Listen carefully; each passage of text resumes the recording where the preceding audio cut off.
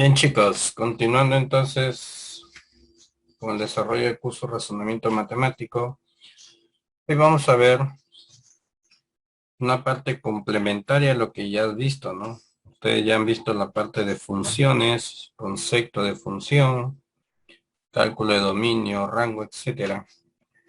En esta oportunidad vamos a hablar de las aplicaciones de las funciones a la vida real y especialmente hablando de las funciones reales, como se llaman, ¿no? Cuando se definen el campo de los números reales. Las funciones en realidad, jóvenes, relaciona dos cantidades, ¿no? Dos cantidades.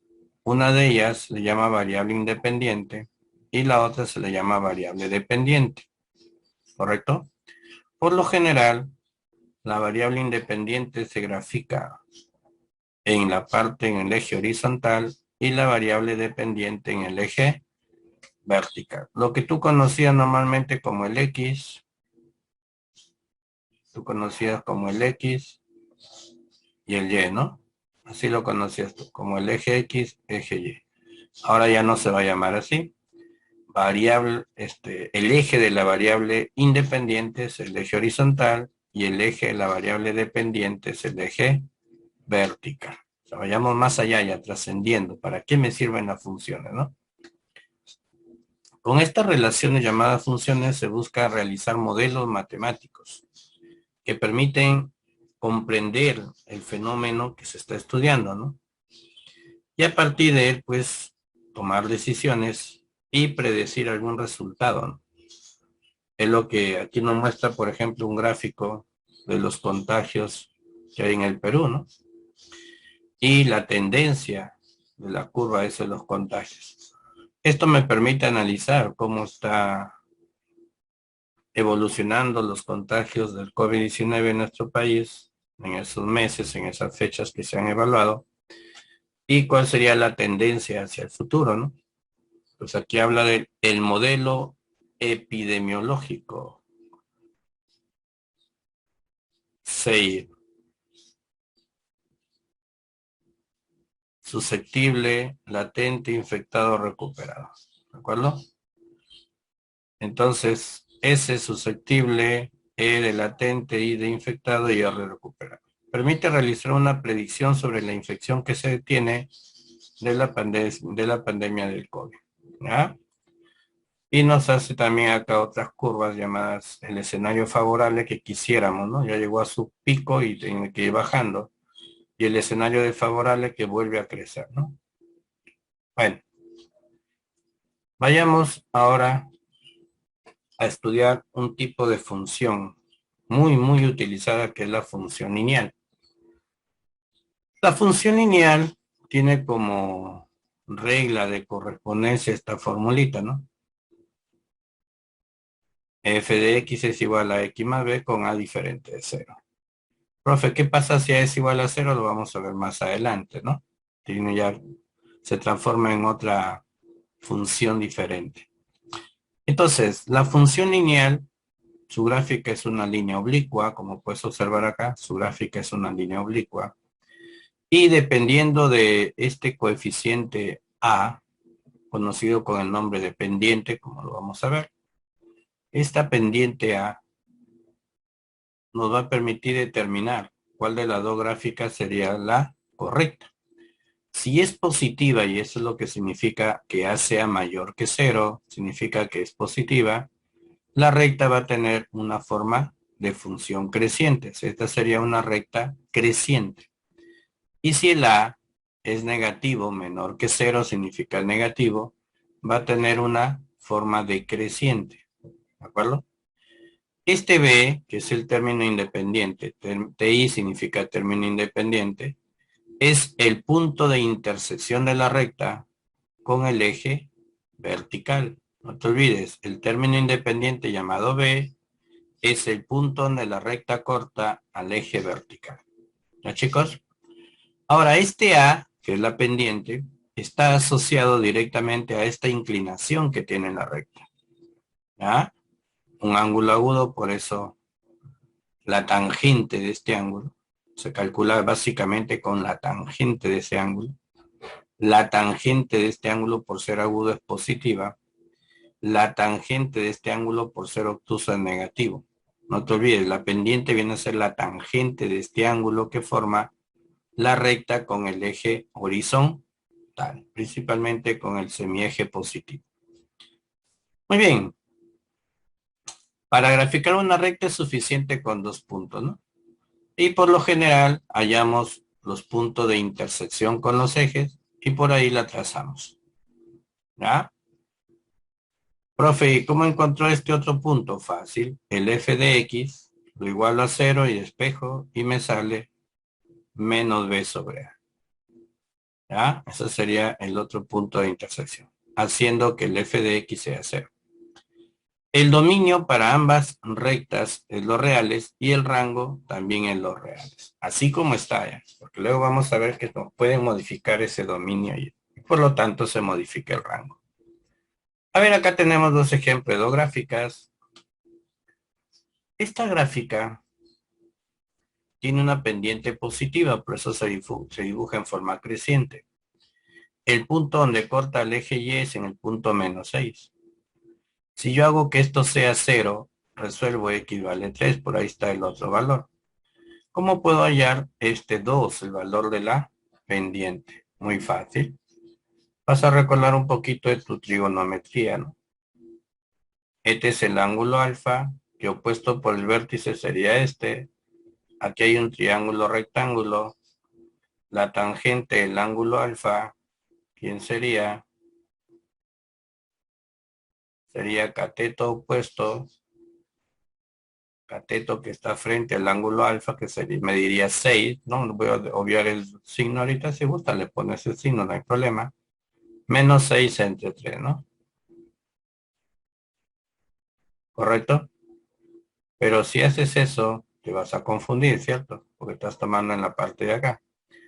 Entonces, el signo tú se lo pones de acuerdo a la inclinación. Positivo. Solo me interesa el valor numérico. 6 entre 3. ¿Qué sería? 2. Ya, por eso le digo, no, si tomas con el signo podrías equivocarte. Esto te va a ayudar, la inclinación. Su A, su tangente debe salirme positiva porque el verdadero ángulo es el de acá. Solo que este triangulito de abajo me está ayudando a calcular el valor de numérico. El signo lo determinas tú. ¿Ok? Muy bien. Y acá como podemos observar, profe, no hay B. No, bueno, si no hay B significa que B es 0. Aquí está B, ¿correcto? B es 0. Ah, ya, muy bien. Y para graficarla, profe, puedo tabular, claro. Le doy cuando X vale 1 y me sale Y menos 3, ubico el punto y por ahí lo dibujo. Como te das cuenta, la pendiente vale menos 3. Ahora, estas dos gráficas tienen algo diferente, ¿cierto? Acabas de notar que aquí B es diferente de 0. Y aquí te has dado cuenta que B es igual a 0. Cuando B es diferente de 0, la recta no va a pasar por el origen, no va a pasar por este 0. Esta función se llama función lineal afín. Acuérdate ese nombre. Función lineal afín. ¿Ya? Se le cataloga como función lineal afín cuando no pasa por el origen. Y para que no pase por el origen, B debe ser diferente de 0. No te olvides. Muy bien, mis chicos. Veamos lo que sí. Hablábamos de la pendiente de la recta. La pendiente de la recta te habíamos dicho que estaba relacionado con el ángulo de inclinación, ¿cierto? Con este ángulo de inclinación. Entonces, la pendiente es la tangente de ese ángulo. No te olvides. Es la tangente de ese ángulo. ¿Ya?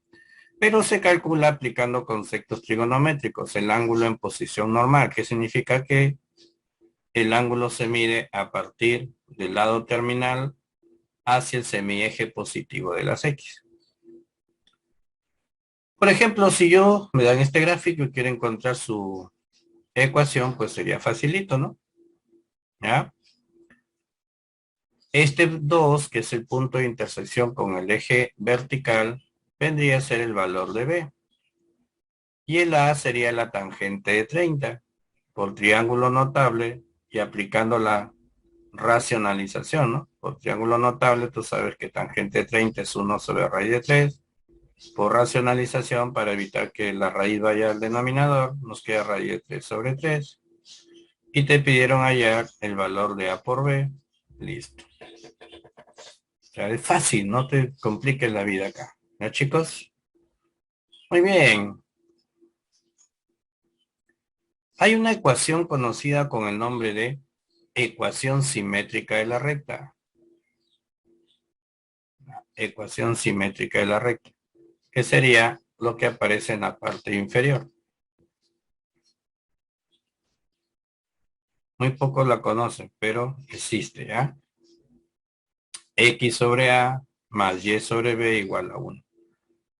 Solamente conoce los puntos de intersección con los dos ejes. Esos son los que van en el denominador. A es el punto de intersección con el eje X, B es el punto de intersección con el eje Y. ¿De acuerdo? Muy bien. Aquí nos hablan de encontrar las coordenadas del punto P. El punto P. Pero acá hay otra recta. Es el punto de intersección de la función f y la función g, dos funciones lineales, ¿correcto? Como tienen los puntos por donde pasan las rectas, encuentras ambas ecuaciones, las ecuaciones simétricas de las dos rectas, de la función f y la función g. Observa que para la función f, los puntos son menos 6 y menos 3. Ahí está. X sobre menos 6 más y sobre menos 3 igual a 1 y te sale la ecuación. Para la segunda función que es g, para esta recta, estos son los puntos de intersección, el menos 4 en x y el 2 en y. Ahí está, x sobre menos 4 y y sobre 2. Y resolvemos este sistema de ecuaciones, ¿ya? Resolver este sistema de ecuaciones me va a dar las coordenadas del punto de intersección. Al resolver es como igualar las ecuaciones, ¿no? Despejar la x, en ambos casos, e igualar. O despejar la y e igualar. Entonces, resolviendo este sistema de ecuación, los valores que te salen acá para x para y representan las coordenadas del punto de intersección. No te olvides. Chicos, a partir de las anteriores aparecen unos casos muy particulares, ¿no? Uno de ellos es la función constante, cuando la pendiente es cero, ¿cierto? Cuando A se hacía cero. ¿Qué pasa si A se hace cero? Solamente te quedaba el valor de B. Y aquí lo han llamado K. Es el punto donde la recta va a intersectar al eje vertical. Ahí está, ¿ve? En el punto K. Otro le llaman C, ¿no? C, f de x igual 6. No hay problema, la letra que utilicen. Entonces, la gráfica cambió. Es una recta horizontal. Esto implica que la imagen para todos los elementos del dominio es la misma. Entonces aquí el dominio y el rango cambian, ¿no? Aquí decimos nosotros que el dominio de esta función sigue siendo los reales, ¿no? El dominio de esta función no cambió, sigue siendo lo real. Pero el rango sí cambió. El rango es un conjunto unitario, no te olvides, es un conjunto unitario. ¿Ya? El dominio no cambia, pero el rango sí. ¿Ya? La gráfica siempre es una recta horizontal. ¿Qué va a pasar por los puntos señalados? ¿Ya, chicos? Acá está ya. El dominio y el rango. Muy bien. Entonces, una variante es la función constante. No te olvides. Y otra variante es esta gráfica muy interesante llamada la función identidad. F de x igual x o y de x, ¿no? O la función y nomás le dicen. Es una recta que pasa por el origen, ya sabes, porque b vale 0. Pero el a vale 1. El a vale 1. Lo cual implica que la tangente del ángulo es 1, por lo cual el ángulo es de 45 grados. Ahí está el señalado. La recta forma un ángulo de 45 grados con ambos ejes, con el horizontal y con el vertical, para arriba y para abajo.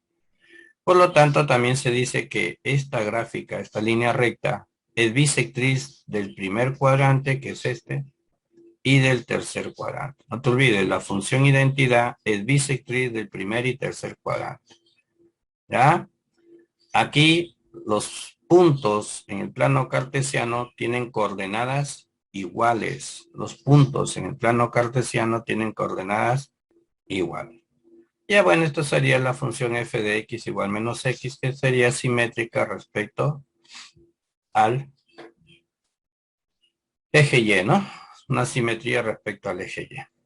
Muy bien.